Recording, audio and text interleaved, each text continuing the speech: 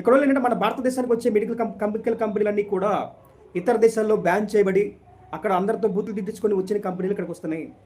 మనకు అలాగే Google data సెంటర్లు ఇవన్నీ కూడా అమెరికా లాంటి దేశాల్లోనే వద్దు అని చెప్పి దాని మీద గొడవలు పడితే ఇటు వచ్చినాయి. డేటా సెంటర్ మన ఆంధ్రప్రదేశ్కి రావాలని ఎవడు రాలా.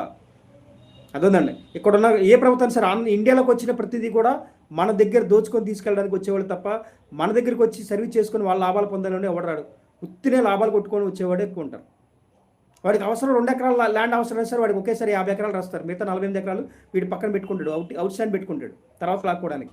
ఇప్పుడు ఎగ్జాంపుల్ చెప్పాలంటే మనకి పద్మాల స్టూడియో ఉందండి.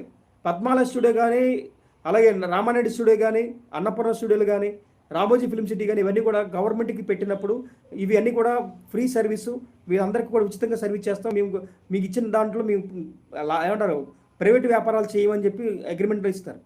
మీరు కావాలంటే అగ్రిమెంట్ కూడా తెప్పి చూసుకోవచ్చండి. అలా చేసినప్పుడు ఏ టైంలో అయినా సరే